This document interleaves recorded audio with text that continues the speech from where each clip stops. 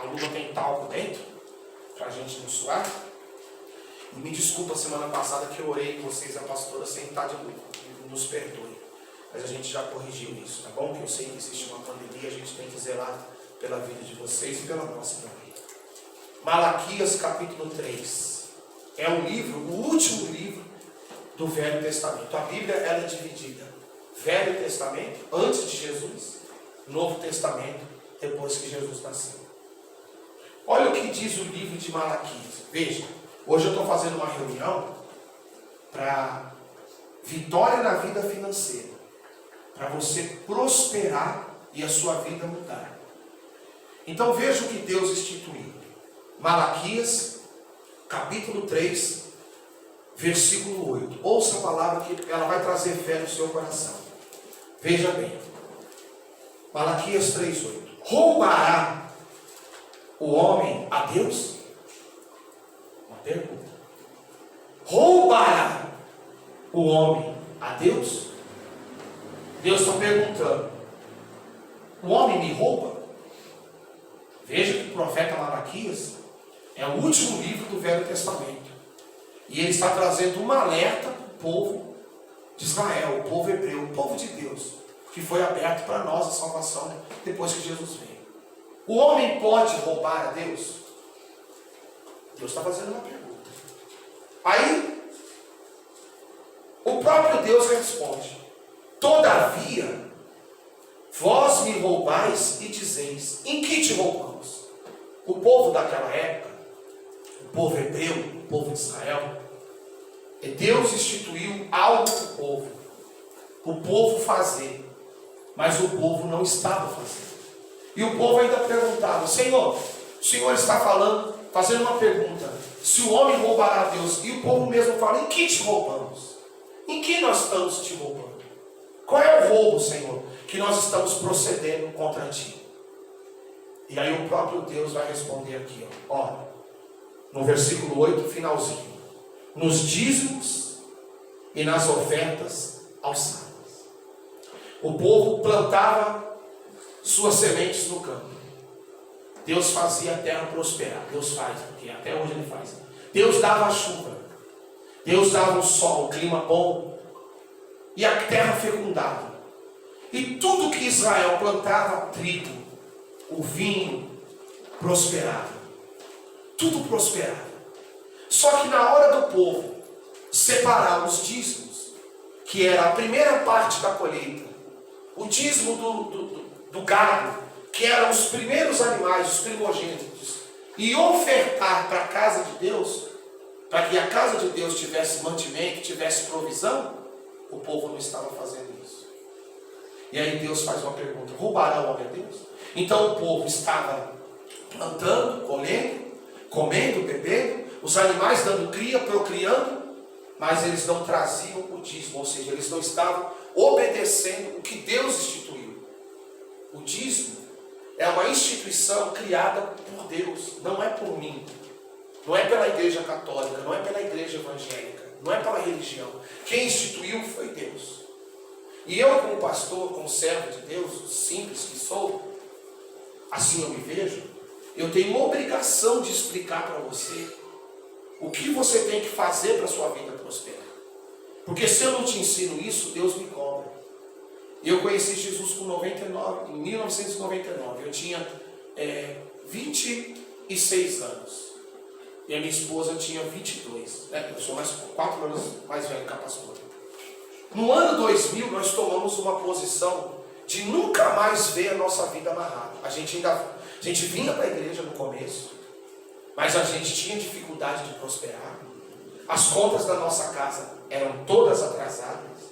O Mateus, o nosso filho maior, ele não está aqui porque já voltou à faculdade, ele está estudando online. Vivia doente. A gente gastava uma boa parte do salário, que já era pouco, com remédio e com gastos de farmácia. E eu indo na igreja... Fora que a gente não para de lugar nenhum. A gente não conseguia... a pastora está falando aqui. A gente não conseguia parar em nenhum lugar. A gente fazia um contrato de aluguel, começava a pagar, aí quando aumentava a gente não tinha condições de pagar, tinha que sair, tinha que mudar para uma casa mais barata, uma kitnet, um apartamento pequeno. Por quê? Porque mesmo a gente vindo na igreja, a gente não tinha tomado a posição de obedecer essa palavra, de ser um dizimista e um ofertante. A nossa vida era amarrada. Aí no ano de 2000 nós tomamos a posição. Aí mudou tudo. Começou a mudar. A gente já começou a se estabelecer. A gente já mudou para cá, para a Vila Sabrina. Moramos aqui na rua Sérgio Leite de Camargo, 633. Ficamos um bom tempo ali. Depois a pastora ficou grávida da Larissa. Nós mudamos para cima da sorveteria. Nós éramos vizinhos da Aline. Lembra, Aline? Faz assim com a mão, filho. A Aline, o Fernando, a Tainá. Nós conhecemos essa família há muito tempo, porque nós éramos vizinhos deles. E ali nós já éramos dizimistas. Então nós mudamos. A gente morava no quarto cozinho. Já mudamos para um apartamento de 2 dormitórios. As portas foram abrindo. Era difícil manter-se dizimista, porque quando você ganha pouco, não é fácil você ser dizimista. Você tem que ter fé e tirar primeiro o dízimo de tudo que você gasta. Mas nós tomamos uma posição. Aí a Larissa nasceu, prosperou, a nossa vida foi mudando, as portas foram se abrindo. No ano de 2008 a gente conseguiu comprar nossa casa. Aquele que não tinha condições de morar de aluguel, a gente ficava 8 meses numa casa, 1 ano numa casa, tinha que mudar. Não tinha nem mais móveis, porque os móveis não aguentavam a mudança. Então a gente estava na igreja, ouvia a palavra, mas não tinha tomado naqueles meses uma posição de ser dizimista. Fora que a gente morava longe, né, pastor? É fora que a gente morava lá em Eldorado e vinha congregar aqui na Avenida Jardim Japão. Eldorado, que eu digo, é lá perto do Ribeirão Pires, lá no fundão. Lá já é Imigrantes, a saída da Imigrantes. Depois de Diadema é a saída de Eldorado. É ali, né, para frente. Então a nossa vida financeira era arruinada. E um dia, nós ouvindo essa palavra, nós falamos para Deus: Senhor, se foi isso que o Senhor criou, que o Senhor instituiu para o ser humano, para a vida mudar, só aperta o botãozinho de cima, Mateus. Se o Senhor instituiu isso para a vida mudar, então minha vida vai mudar. E aí nós tomamos a posição. Então o que é você roubar a Deus? Porque nós, eu e a pastora, estou dizendo de mim e dela, não estou dizendo de vocês, para você não sair daqui, poxa, o pastor falou que eu estou roubando a Deus. Não, jamais. Mas eu e a pastora não estávamos sendo fiéis. Nós conhecemos Jesus em 99. Então a gente até trazia uma oferta para a igreja, mas a gente não separava o dízimo. E o que é o que Deus instituiu o dízimo? O dízimo, Deus instituiu o dízimo para que a casa dele fosse sustentada, mantida. Você vai ver, já eu vou te ler. E quando a gente não estava cumprindo esse princípio bíblico, a nossa vida financeira estava toda amarrada. Doença dentro de casa, a comida não dava, a compra do mercado era com aquela compra mirrada. A gente via pessoas, né, pastora, fazendo compras no mercado com o carrinho cheio. O nosso carrinho era sempre assim, sempre pouquinho. Trazia tudo contado, tudo mirrado. E aquela compra não durava mais do que 10, 15 dias. E não tinha depois dinheiro para replicar, porque eu tinha que esperar receber de novo. Aí eu pegava o ticket que eu ganhava, vendia o ticket para poder ter dinheiro para comprar a segunda compra do mês para a gente poder comer. E comia mal. Comia mal, pagava tudo atrasado, conta tudo atrasada, aluguel atrasado, luz atrasada, dificuldade. E aí nós falamos: não é possível. Se eu estou dentro da igreja, Deus não erra. Quem é que está errando? Somos nós. E aí nós lemos aqui: roubará o homem a Deus. Aí nós entendemos o quê? Que nós não estávamos cumprindo um princípio bíblico. E Deus falou aqui: todavia, olha lá, todavia, vós me roubais e dizeis: em que te roubamos? Aí ele responde: nos dízimos e nas ofertas alçadas. Versículo 9: com maldição sois amaldiçoados, porque me roubais a mim, vós toda a nação. Veja, então nós estávamos sendo, eu e a pastora, nós estávamos sendo amaldiçoados, porque nós já conhecíamos a palavra, mas nós não estávamos praticando. A gente vinha para a igreja, a gente participava do culto, mas chegava na hora do mês de separar o dízimo, que é instituído por Deus, a gente não trazia. E como consequência disso, vida financeira amarrada, tudo preso, conta atrasada, dificuldade para comer, dificuldade até para trabalhar. Tinha dia que faltava dinheiro de condução, a empresa pagava, mas a má administração nossa era tão grande que usava o dinheiro da condução para comer. Então tinha vezes que eu ia trabalhar a pé, andava 40 minutos, 1 hora, porque não tinha dinheiro para condução. E eu cheguei a falar, meu Deus, eu na igreja, conhecendo Jesus, já tinha aceitado Jesus, tomado um passo de estar na igreja, a gente vinha todo domingo para a igreja, vinha dia de semana, mas ainda não vivia isso. Então, como consequência da nossa desobediência, a nossa vida financeira ainda estava amarrada. Foi poucos meses, mas a gente não entendia o que era disso. Um dia veio um pastor e ensinou bem explicadinho para nós o que era ser dizimista, como eu estou fazendo com vocês. Naquele dia, eu peguei na mão da pastora, nós olhamos um para o outro, tinha umas 400 pessoas na igreja, a gente falou, vamos fechar essa brecha na nossa vida, a partir de hoje, vamos mudar de vida. Naquele dia a gente não tinha uma oferta para dar, devido a tanta dificuldade financeira que a gente tinha. A minha aliança nem tinha mais, que ela tinha quebrado. Eu carregava pegando peso, na época a aliança tinha quebrado. A pastora tinha a aliança dela e falou assim, amor, nós não temos oferta, mas o Espírito Santo está tocando no nosso coração para a gente ofertar o que a gente tem. Eu falei, filho, mas o que a gente tem? Que a gente não tem dinheiro. Ela falou, Deus tocou no meu coração. Não façam isso, hein? Nós dizemos, porque foi um ato de fé e Deus falou com a pastora. Não faça isso não. Eu vou abençoar eu vou dar minha aliança no altar. Você acredita? A pastora tirou a aliança do dedo porque era vergonhoso. Eu andava sem aliança e a pastora com aliança. Era vergonhoso para mim, porque o homem casado tem que andar de aliança. A mulher também. É um sinal de compromisso um com o outro. E aí, ela pegou a aliança dela e ofertou. Na mesma semana que a gente fez o voto, falamos para Deus o que é o voto. É a palavra que você fala, eu vou cumprir. É a sua palavra, é a palavra que você lança para Deus. E Deus vai ouvir a sua palavra, o que você disser hoje, Ele vai tomar posse. O seu voto que você fizer hoje, Ele vai tomar posse, vai falar, meu filho falou, minha filha falou, e foi isso que nós falamos. Naquele dia nós nem dizimamos, ofertamos só a aliança. Quando foi no sábado, eu nunca esqueço, a gente foi no shopping dele, ali na Marginal, e a gente conseguiu comprar uma aliança parcelada. E aí ela já andava de aliança e eu andava de aliança. Isso no ano de 2000. Aí no primeiro salário, depois que eu fiz o voto de ser fiel, dizimamos. Tiramos aquilo que é de Deus. O que é dízimo? Dízimo significa no dicionário a 10ª parte. A 10ª parte de tudo que Deus nos dá não é nossa. Não é nossa. A gente tem que devolver a casa de Deus. Quer ver? Olha o que está escrito aqui. 10. Trazei todos os dízimos à casa do tesouro. A casa do Senhor. Para que haja mantimento na minha casa. Então Deus instituiu, desde os tempos inícios do mundo, começo de tudo, o dízimo como princípio para prosperar. E não adianta dizimar na usura, na ganância. Não, eu vou dar porque Deus vai me abençoar. Não. O dízimo é o prazer de abençoar. É aquilo que você tira daquele 100% que Deus te dá de trabalho. Você tira os 10% e você traz para o altar. Isso significa a palavra dízimo. Por isso que aqui na igreja não se paga para entrar, não se paga para ir no banheiro, não paga nada aqui. Você dizima se você quiser. Você oferta se você quiser. Mas eu tenho que te passar o que diz a palavra. Então a minha vida da minha família era assim, era enrolada. Quando nós tomamos a posição de começarmos a ser fiéis, por exemplo, separávamos, eu recebi 2 vezes por mês, dia 30 e dia 15. Chegava dia 15, caía tanto na minha conta. Eu falava, isso aqui é de Deus. Já vou separar e vou levar para a igreja.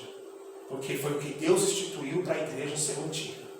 O que sobrava, os 90%, gente, vocês não têm noção como Deus fazia multiplicar dentro da minha casa. A gente passou a comer melhor, a gente passou a pagar as contas em dia, já não pagava as coisas mais atrasadas, as coisas mudaram.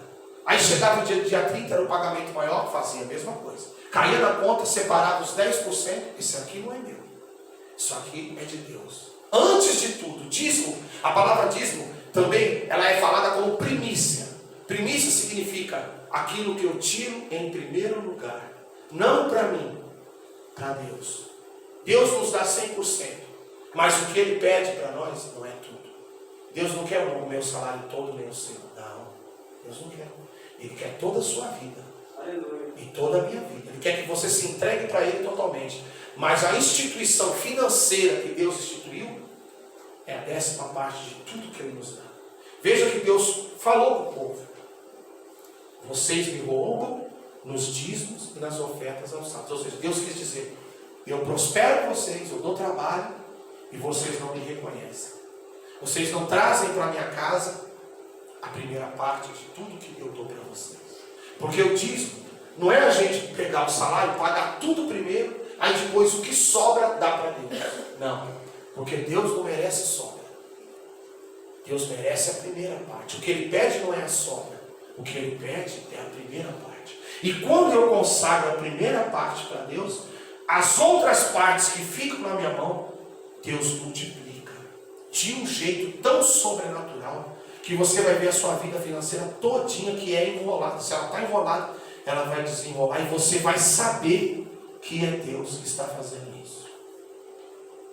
Você vai saber. Então veja, o princípio bíblico é esse. Olha lá, veja que ele não pede, ele dá uma ordem. Trazei, tragam todos os dízimos à casa do tesouro, para que haja mantimento na minha casa. Por exemplo, nós vamos fazer uma ação, né, Sr. Everaldo? Lá no sábado, lá na comunidade Jardim Satélite.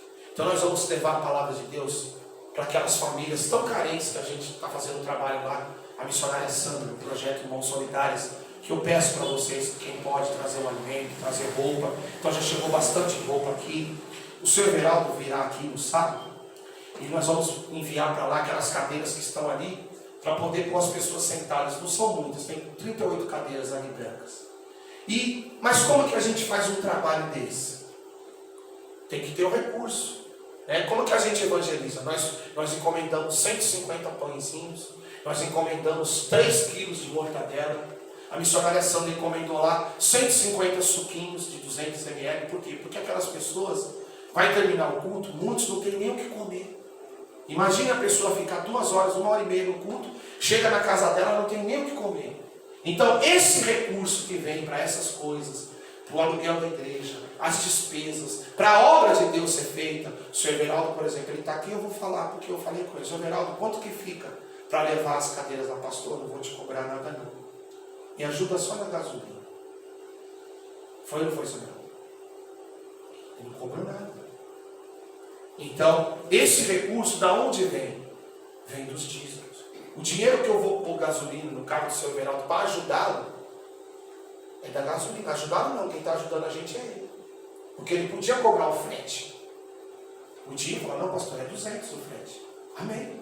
Ele, não, pastor, só põe a gasolina no meu carro, que já está bom. Então, da onde vem esse recurso? Daquilo que Deus instituiu trazer para a casa dele.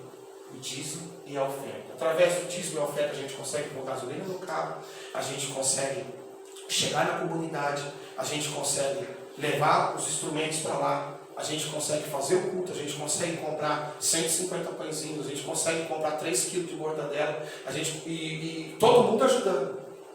Então, o que Deus instituiu é para manter a obra de Deus na terra. E essa é a forma que Deus instituiu para o povo prosperar. A prosperidade vem da obediência a essa palavra.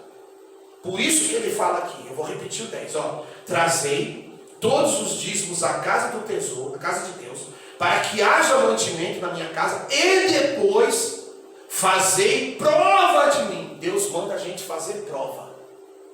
Se eu, não vos abrir as janelas do céu, e não derramar sobre vós uma bênção tal, que dela vos advenha a maior abastança. Quando você cumpre essa palavra de ser um dizimista, um ofertante, no pouco ou no muito, não importa, porque Deus é tudo igual. O que dizima 10 reais e o que dizima 1 milhão, para Deus é a mesma coisa. Porque o dízimo é 10%. Deus não vê quantidade, Deus vê obediência. Então, quando você cumpre essa palavra, Deus chega para mim, para você, e Ele nos autoriza aqui na palavra a dizer, Senhor, eu estou sendo dizimista. Senhor, eu estou sendo ofertante, fiel. Eu faço uma prova contigo. Eu estou precisando de um milagre na minha vida financeira. Eu tenho contas para pagar, eu tenho aluguel, Deus autoriza a gente a fazer uma prova. Imagine só, o ser humano fazendo prova de Deus. Não seria o contrário? Deus nos provar? Mas aqui é o único trecho da Bíblia que você vai ver Deus falar desse jeito. Se você fizer isso, se você dizimar, se você ofertar, se você obedecer a minha palavra, você pode pedir prova para mim. Você pode falar com Deus desse jeito. Senhor, eu faço uma prova. eu estou cumprindo a sua palavra, estou dizimando, estou ofertando, estou tirando meus 10%, trazendo para a tua casa como o Senhor ordenou. Faz algo na minha vida. Deus vai fazer, porque Deus fez aqui. E eu sei que Ele não mente. O ser humano mente, Deus não mente. Deus não é mentiroso. Ele não escreveu uma coisa aqui, lógico, não foi ele que escreveu, mas foi o profeta Malaquias que escreveu no nome dele. E ele jamais mudaria o que ele escreveu, porque a palavra de Deus não muda, ela não cai no chão, ela é imutável. O que ele fala, acontece. Então, aí nós posicionamos, eu e a pastora. Tomamos a posição, nós nem éramos pastores, a gente tinha alguns meses que a gente estava na igreja, alguns meses, um ano, nem deu um ano ainda, deu um ano. A gente conheceu em julho e fomos dizimistas em setembro do ano de, se não me engano, de 2000. Deu um ano e alguns meses. A nossa vida mudou da água para o vinho. Então faça as contas. Ano de 2000, nós estamos em 2021, fazem 21 anos que eu e minha esposa somos dizimistas fiéis e ofertantes. E a gente ensina vocês a viver. Vocês vão ver o testemunho que vai ver aqui, que vai ter aqui domingo. Quem puder estar domingo à noite aqui, se você não puder estar por causa do seu trabalho, alguma coisa, entra na live da Igreja Amado Vidas, ou acesse o rádio, que vai ter um testemunho domingo aqui, ao vivo, vai ser ao vivo, transmitido pela rádio, do que é você viver a promessa do dizimista, do ofertante, você viver a vitória de Deus na sua vida. É um testemunho financeiro. Poderia até pedir para essa família estar aqui hoje, mas eles vão estar domingo. E eles vão contar. Você vai ver o que Deus fez. Porque as pessoas vão me ligando, pastor, eu fiz um voto com Deus, eu fechei com Deus, eu estou obedecendo agora. Pastor, o que está acontecendo na minha vida é inacreditável. O irmão falou isso para mim, pastor, é inacreditável. Mas não é inacreditável, é para você acreditar. Porque o que Deus promete, Ele cumpre. Os seus sonhos passam a ser os sonhos de Deus. É lógico que Deus não vai dar nada para você se arrebentar. Mas os seus sonhos que forem bons, passam a ser o sonho de Deus. E Deus vai lutar para o seu sonho acontecer. Então sabe por quê? Deus não tem prazer em ninguém com a vida amarrada. Deus não tem prazer em ninguém com a vida financeira destruída. Deus não tem prazer nisso. Deus tem prazer das pessoas viverem bem. Esse é o prazer de Deus. O prazer de Deus é ver a sua criação prosperando. O mundo está desse jeito porque os homens procuraram isso. Mas Deus não. Deus quer te dar uma vida abençoada. Então esse é o princípio bíblico. Olha aqui Deus falou: se eu não vos abrir as janelas do céu. Veja, Deus está prometendo que as janelas do céu serão abertas sobre a vida de quem cumprir essa palavra. E mais, ele fala assim: e derramar, e não derramar sobre vós, olha lá, uma bênção tal que dela vos advenha a maior abastança. Deus está dizendo: você pode fazer prova de mim. Se eu não abrir janelas do céu na sua vida, se eu não derramar uma bênção sobre a sua vida, que venha a maior abastança, ou seja, abundância. Tem uma versão bíblica traduzida que diz assim: que não haja lugar suficiente para recolher tantas bênçãos que Deus vai fazer na sua vida. Então, você pensa que eu queria pregar isso hoje? Não. Eu saí de casa, eu separei outro texto. Provérbios, Mateus. E eu levantei hoje para orar, era 5 e pouco da manhã. Meu menino saiu muito cedo de casa. E aí eu acordei. E o Senhor falou: ora que eu vou te dar a palavra para o culto dessa noite. 5 e pouco eu me pus em oração, fui orar lá na sala, fechei a porta dos quartos das crianças, né? Tudo grande já, a gente fala criança, 22, 19, 23, 19, tudo grande. E fui orar. Falei: Senhor, o que eu vou falar hoje para o povo? Porque eu quero que aquelas pessoas, meus irmãos, minhas irmãs, saiam da igreja abençoados. Sabe o que o Espírito Santo falou no meu coração? Pois fale para eles o que eu instituí para a vida financeira. Porque eu vou mudar a vida deles. Vou mudar a vida deles.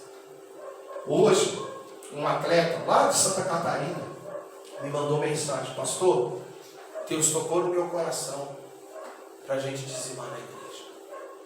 Um atleta de um clube lá da Santa Catarina me mandou essa mensagem: pastor, passa o Pix para mim. Ontem um irmão aqui da igreja, mesma coisa, ele está aqui: pastor, me passa o Pix, vou colocar uma oferta na conta da igreja. São pessoas que eu não fico pedindo, eu só prego a palavra. O Espírito Santo vai e convence essas pessoas. E essas pessoas fazem as suas contribuições, por quê? Porque elas entendem que a palavra de Deus é bênção na vida delas. Esse moço, nem da igreja ele é, esse moço. O rapaz de ontem é daqui da igreja, ele está aqui. O de hoje, ele não é aqui da igreja. Eu cuido dele espiritualmente, ajudo ele em oração. É um atleta. E ele falou, pastor, eu estava orando com a minha esposa, com a minha família. E Deus tocou no meu coração.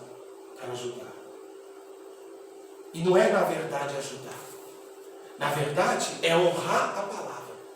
Porque quando você honra a Deus, Deus te honra. Esse é o princípio. Quando você honra o altar da igreja, quando você honra a sua igreja, aonde você come, onde você se alimenta, aonde você vem buscar a palavra, Deus vê o seu coração, a sua atitude de ser abençoador do altar da igreja, da casa do tesouro, como Deus disse. E aí Ele retribui na sua vida o que você faz multiplicadamente. Então o segredo, gente, para você sair daqui com a mente aberta, com os olhos abertos, com os ouvidos abertos, porque esse é o propósito da reunião de transformação de vida, é abrir sua mente. A minha mente também tem que abrir. Quer prosperar? Faz um pacto com Deus. Não tem outro caminho. É pacto com Deus. É aliança com Deus. Imagine você pegando uma aliança, colocando no dedo de Deus. Imagine Deus pegando uma aliança e colocando no seu dedo. É você fala, Senhor, eu estou casado contigo. Glória a Deus. Faz a partir de hoje Deus o seu sócio. Para você prosperar, Deus tem que ser seu sócio. E o majoritário ainda. Nós somos o minoritário. Ele é o majoritário. Quando você faz uma aliança com Deus, é impossível que Deus não te abençoe. Porque Ele diz assim na palavra dele: eu não sou homem para que minta, nem filho do homem para que se arrependa. Deus não é homem para mentir. E nem filho de homem para se arrepender. O que Ele promete, Ele vai cumprir. Então saiba disso. Se você fizer uma aliança, você viu como foi difícil a oração aqui? Você viu? Tem pessoas que falaram, pastor, foi difícil para abrir, minhas mãos não saíam. Isso é um sinal claro da vida financeira amarrada. Porque o diabo, a primeira coisa que ele quer fazer é travar as mãos da pessoa. Porque se ele trava as mãos da pessoa, aonde essa pessoa toca, as coisas não vão para frente. Aí quando você faz a oração forte que nós temos na igreja, de quebra de maldição, de quebra de mãos mirradas, mão travada, ele começa a soltar. E aí a sua vida começa a prosperar. A primeira coisa que você já sente, as coisas vão começar a mudar. Você vai sentir dificuldade agora no começo, mas daqui a pouco você vai ver, encaixa um negócio aqui, encaixa uma renda ali, vem um cliente dali, você consegue uma porta de emprego, começa a mudar. E aí qual é a sua parte? É permanecer no pacto com Deus, na aliança com Ele, no compromisso. Senhor, o Senhor pede na sua palavra, o Senhor instituiu que para eu prosperar, eu tenho que viver isso aqui. O que eu tenho que viver? Dízimo e oferta. Tem que ser fiel. Deus ama pessoas que querem ser fiéis. Deus ama pessoas assim. Veja que a gente na igreja, com 1 ano de igreja, a gente não tinha tomado essa posição e vivia muita dificuldade financeira dentro de casa. Muita. Quando nós tomamos a posição, abrimos o coração, Deus mudou tudo. Então, como servo de Deus, gente, como amigo de vocês, pastor, porque eu me vejo como amigo de vocês e vocês como meus amigos, amigas, eu tenho que ensinar para vocês a verdade. Porque se eu não ensinar a verdade, talvez você possa estar até aqui não gostando muito do que eu estou te falando. Mas um amigo nunca fala para o outro aquilo que ele gosta de ouvir. O amigo fala a verdade. O amigo ele tem que ser verdadeiro. Eu tenho que passar para vocês o que eu passei na minha vida, o que eu vivi. Nós chegamos a passar necessidade, nós chegamos a ter vontade de comer, não ter comida. Tinha arroz, tinha feijão, não tinha mistura, tinha um pão, não tinha manteiga, aluguel atrasado, conta de luz atrasada, conta de água atrasada, condomínio atrasado. Falei, não, Senhor, está alguma coisa errada. Eu estou dentro da igreja, minha vida não pode estar assim. O Senhor não erra, quem é que está errando? Aí Deus falou, vocês. Abre o coração. E aí nós posicionamos. Amém, gente? Amém. Vocês entenderam isso? Talvez vocês possam sair daqui e falar assim, pastor, ainda está um pouco confuso para mim. Fique em paz. Ao longo desses dias, desses meses, ainda esse ano, presta atenção, nós estamos em agosto. O Senhor vai trazer um esclarecimento total no som da sua mente. Não vai ser eu não, vai ser o Espírito Santo. Vai esclarecer tudinho para você. E quando você der isso, Carol, recebe. Carol fez assim. Porque quando você tiver esse esclarecimento, como a gente teve no ano de 2000, nossa vida fez assim. essa família que vai contar o testemunho domingo, você vai ver o que ele vai dizer. Como que ele chegou aqui na igreja. Eu não vou falar, porque senão eu vou tirar a graça do testemunho dele, vou ficar contando coisa que não é para eu falar. Eu sei o que aconteceu, porque ele já me contaram. Você vai ver o que ele vai falar aqui, o rapaz. Eu cheguei na igreja assim, e hoje eu estou assim.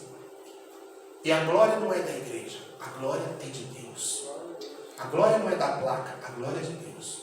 Agora, quando você obedece ao altar, sua vida muda. Amém, gente? Quem entendeu? Diga glória a Deus. Amém? Vamos dar uma salva de palmas para Jesus.